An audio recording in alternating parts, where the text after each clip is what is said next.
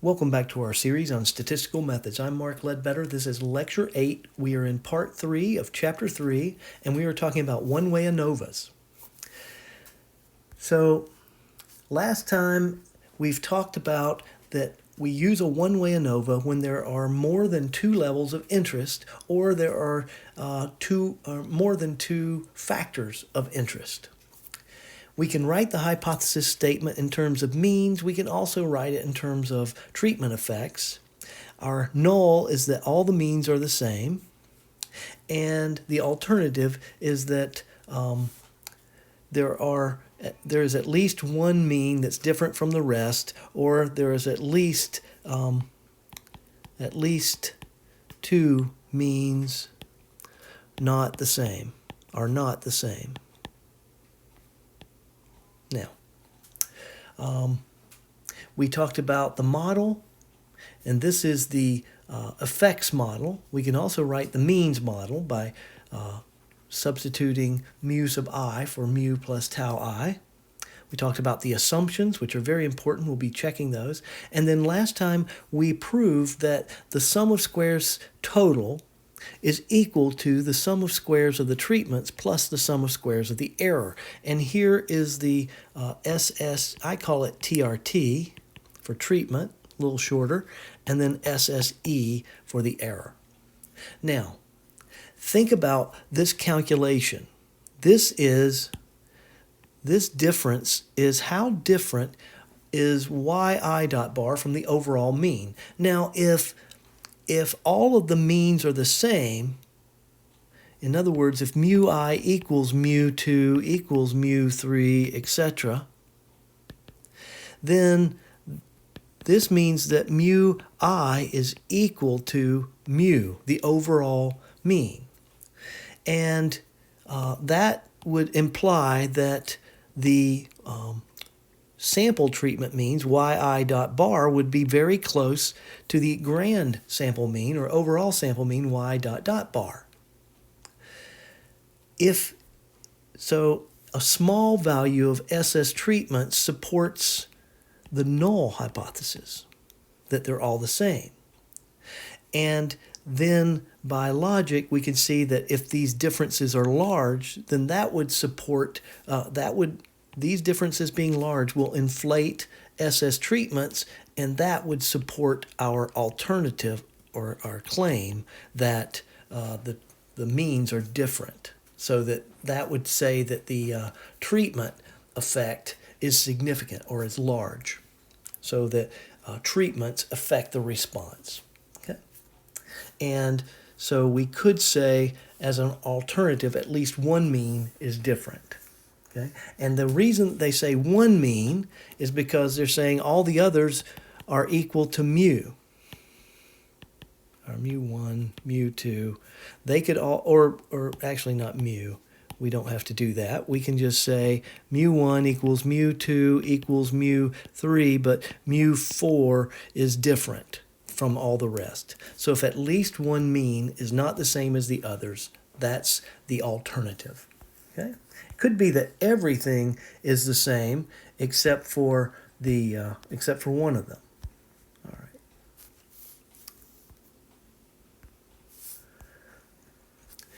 Now, the sums of squares cannot be directly compared in order to test the hypothesis of equal means. We have to use the mean squares. Why? Well, when we look at this formula, there are, for the treatments, there are A of these. There are only A of these items. So we would be comparing SS treatment to SSE, but SSE has A times N, so there's A times N, which is equal to capital N, our total sample size, items here. So these are not comparable. We can't compare them. But what we can do is we could take this and divide it by the degrees of freedom, A minus 1, and then take this one and divide it by N minus 1, which is the same as AN minus 1. And so by averaging them across the degrees of freedom, we then have values that we can directly compare to each other. And it turns out that we have AN minus 1 degrees of freedom total. And then for the treatments, we said that we had A minus 1 degrees of freedom. And then the degrees of freedom error, remember that for every treatment level, we would have n minus 1 degrees of freedom. And there are A of those treatment levels. So this would be n minus A this is an minus A, and an is n. So this would be n minus a degrees of freedom there, or an. And if you work this out, this is a true statement. So we have, this is the degrees of freedom for the treatments. This is degrees of freedom for the error. So we have a minus 1 plus an minus a. And this a and this a, I just distributed here, is equal to an minus 1. So that is true. You can sum the degrees of freedom, and you can sum the sum of squares for treatments and error. And so they add up. And so, like we said, we can compare the degrees of freedom, or the MS, the mean square of the treatments. We divide by the degrees of freedom to get the mean. And the same thing for the MSE, we divide SSE by that degrees of freedom. So if the treatment means are equal, then the treatment and the error mean squares will theoretically be the same or be close to each other. And so the ratio of MSTRT divided by MSE would be close to 1 if they are the same. And this is under the null hypothesis, where all the means are the same. However, if the treatment means are different, then the treatment mean square will be larger than the error mean square.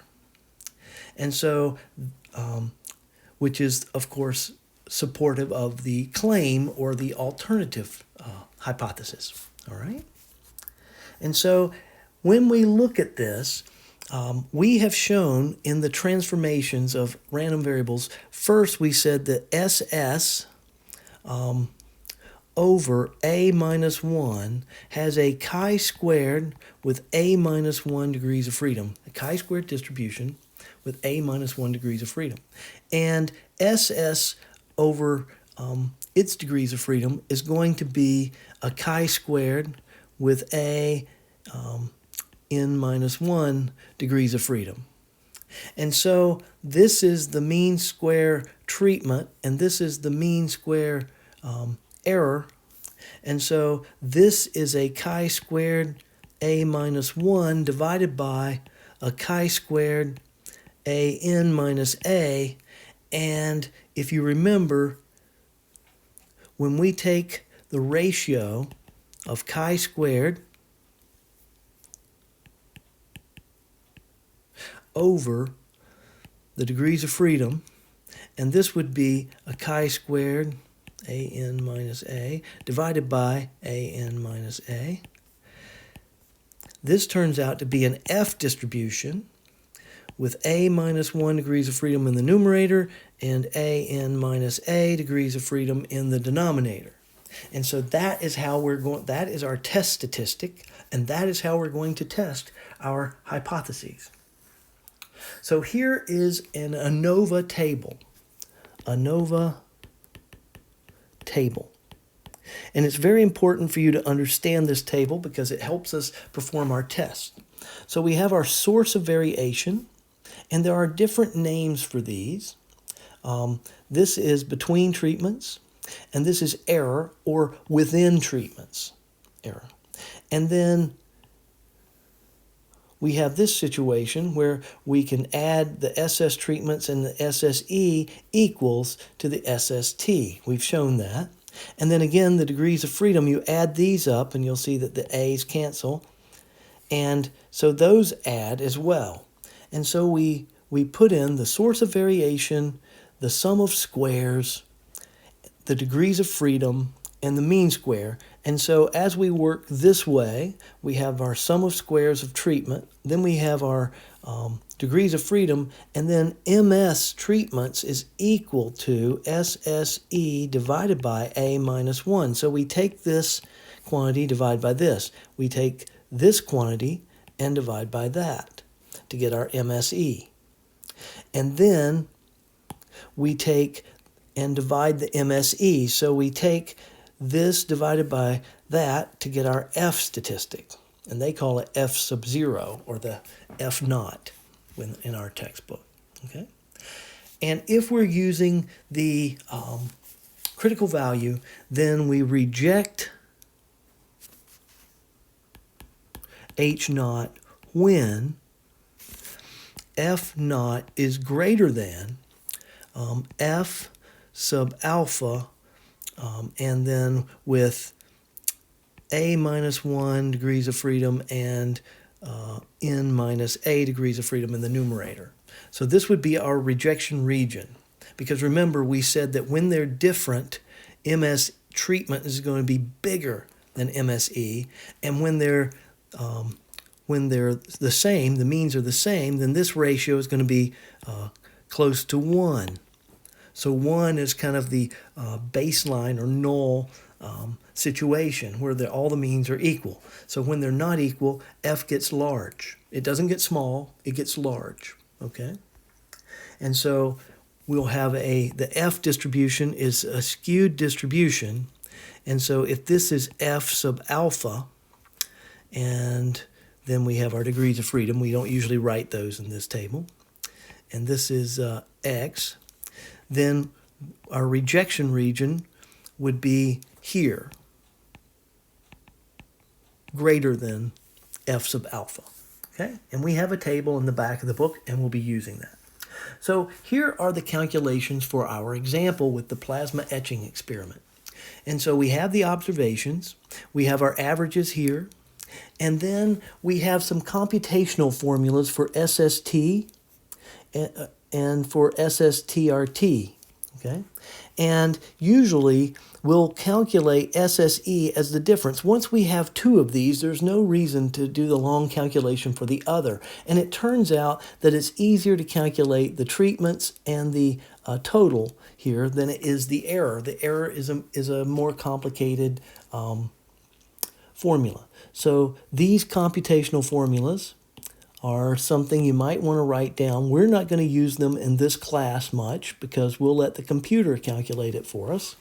But you might have to do something in a worksheet, where you have to calculate something simple. All right. So we get these values. Here's the value for SST, the total. Here's the SS treatment. You notice it's smaller. It has to be. This has to be the largest value. And then this value and SSE have to add up to the total. And so we get this value. Okay? So let's create an ANOVA table. So our treatment is the power, RF power. And then we have our error and then the total. And so we filled in our sum of squares here. And remember that A minus 1 is our degrees of freedom for the power. There were 4 levels of power, so we have 3 here. And then we had 4 levels, and A equals 4 levels, and N equals 5 for a total of 20 observations. And remember, capital N minus 1 is our degrees of freedom there. And once we have these 2 degrees of freedom, we can subtract to get the remainder for the error, which is A times N minus 1. Okay. And so we take 66,870, divide it by the 3, and that gives us the 22,290.18. We take the 5339.20 divided by 16 to get the 333.7. And then we divide these two numbers. So F is equal to 2290.18 divided by 333.70. And that gives us a value of 66.8, which is quite a ways bigger than 1, isn't it? It's a large value. So that makes us wonder if we are going to reject the null hypothesis. And it turns out that the p-value is very small, but with the tables, this is the best we can do because the smallest alpha that we have in the tables in the back of the book are 0.01. So for each level of alpha, there's a separate table. Now, the authors provided us this figure with the probability density of the F distribution when the degrees of freedom are 3 and 16. Remember, for every different degrees of freedom, there's a different distribution because these parameters change the distribution. Okay, so they've graphed this, and notice the big gap here. They took it out. And so if we were to look at F of 0.05, 3, and 16, we would get a value that's below 4. Why don't we do that?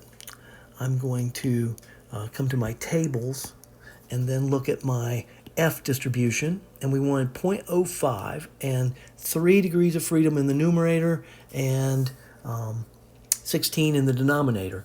Now, this got cut off for some reason, but this is supposed to be, oops, let me write that. This is F at the top, 0.25, nu 1, nu 2. So the degrees of freedom in the numerator, the degrees of freedom in the denominator. Here's nu 1, numerator. So read your tables. They don't always put things in the same order between different things. So this is alpha equals 0.25. We want alpha 0.05, so I'm going to clean up this table. And then the next one is 0.1. So we don't want that either. And then the next table is 0.05, and that we do want. This is the table that we're looking for our cutoff value or our critical value. So we want 3 and 16. And so it turns out that our critical value is 3.24. And so we're way larger than 3.24. And so if we want to find the p-value, we know that the probability that f is greater than, so the probability that f is greater than f naught, or f 0.05 nu 1 nu 2 is equal to 0.05. Okay, so that would be the p-value is less than 0.05 if f is greater than this critical value. So we come down to, now I'm going to clean this up because I don't want to leave it messy for later. So I come down to 0.025 and I look for 3 and 16 and it's 4.08. Okay, so 66 is definitely bigger than that. And so I'm going to go down to the next table. This is the last one, and this is f of 0.01. So this is a critical value if alpha is equal to 0.01, or the p-value equals 0.01. And we see that 5.29 is the number for 3 degrees of freedom in the numerator, 16 in the denominator, and 66.8 is much bigger than that. So that tells us that our p-value has to be less than 0.01. And again, with the tables that we have in the book, this is the best we can do for the p-value. Of course, we're going to be using the computer so we can get exact or precise, I won't say exact, precise values for these p-values.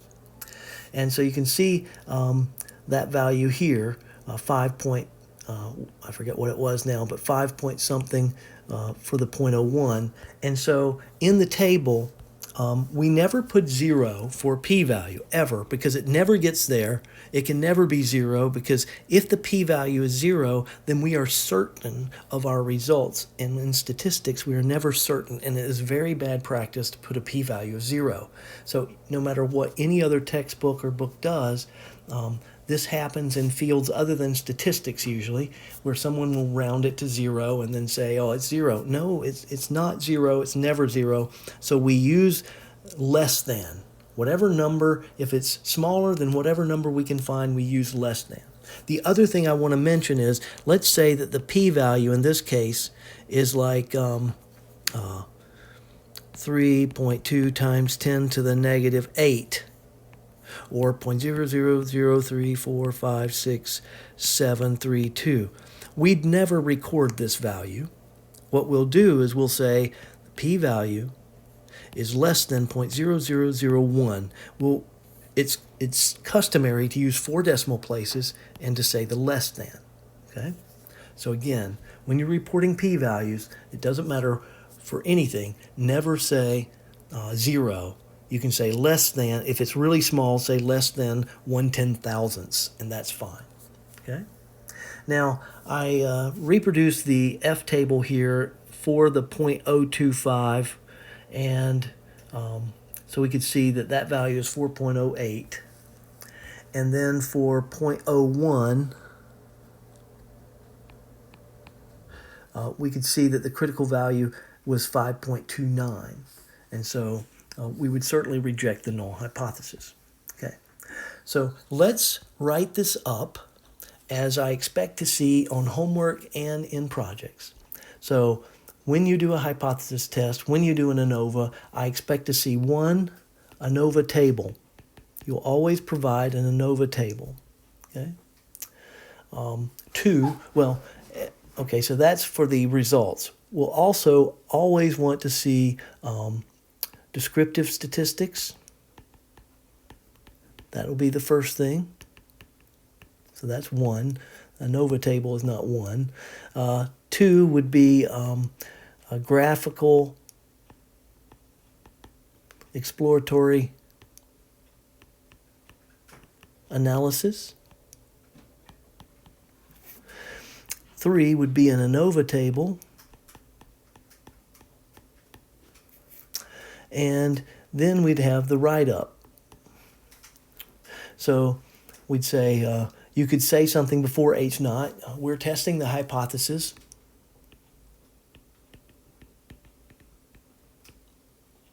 The hypothesis. H naught, mu1, mu2, and here there's 4, so we stop at 4, versus H1, for at least one I not equal to j at alpha equals 0.05. So we have to, so the structure here is we have the null hypothesis versus the alternative hypothesis. Then we have the level of alpha. Okay, so we specify alpha in this case, not the confidence level. We'll use the confidence level at the end when we talk about the summary. And then we'll have the model, and make sure you put I and J. Okay? And then you need to explain each of the symbols in the model so that we know what it is. You'll see that this is etch rate, so I don't just say the response. That's not good enough. You need to substitute in what is the response variable, etch rate. What is the factor or treatment level? It's the power level in this case. And what is mu I? It's the mean of what? The power level. Actually, it's not. It's the mean of the etch. It's the response. So it's the mean of the etch rate. Okay?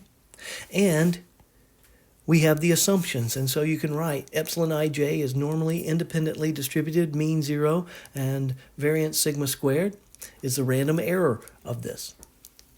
So what I should have also added was that, well, I didn't use the effects model. So I used the means model here, but if I'd used the effects model, I would have said that sum of tau I is equal to 0. But there's no tau I in this means model. So depending on which model you use, that determines what you have to write down. And so then, so here we've given the hypothesis statement with the with alpha, the type 1 error, and with an explanation, with the model and an explanation of the terms in the model, the symbols. So this is etch rate. And then we say the test statistic. So this was part 1. Part 2 is the test statistic. F is equal to 66.80 with always include the degrees of freedom, both of them. the numerator and the denominator. And it's fine to write it like this, with 3, 16 degrees of freedom. Everyone knows that the first value is the numerator, the second is the denominator. And then you'll notice I say corresponding to a p-value, that I use the ANOVA table. I looked up here in the ANOVA table, and what I could do was less than 0.01. Now with the computer, it's going to be a really tiny number. I think it's 8 or 9 decimal places. So 8 or 9 zeros before you get to a number with a p-value. It's really tiny. It's highly significant. And so if in that case, again, I would write p-value less than 0.0001. And since the p-value is less than alpha, then we reject the null. And so I write that, reject the null hypothesis. And so that's part 3, the decision. And then part 4 is the conclusion. There does exist sufficient evidence to support, because we did reject the null, there does exist sufficient evidence to support the claim that, and then this was the mean etch rate is different for at least 2 levels of the power. And then we have at A, 1 minus alpha percent, so 1 minus 0.05 is 95, so 95% confidence level, period. And then the test was performed on a random sample of size. And then we have to say n equals 5 from each power level. Don't just give me n equals 20. You've got to tell us enough about the structure so that we understand what the result is. So this is 2 and 3, the rejection region. When we're using the p-value, we don't restate the rejection region. Don't have to, when we're reporting this, don't have to, you can, but you don't have to specify p-value less than alpha. You don't have to do that when you're using the p-value. So that's the analysis of our problem. We've developed the test statistic. We've shown how to do the test using the data. And next time I will show you how to use the RMD, R Markdown file to do this problem. So if you have questions, come to virtual office hours. If you need help before virtual office hours, by all means, email me. I'll get back to you as soon as I can. And please take care of yourself and stay safe, because we want to see you next time.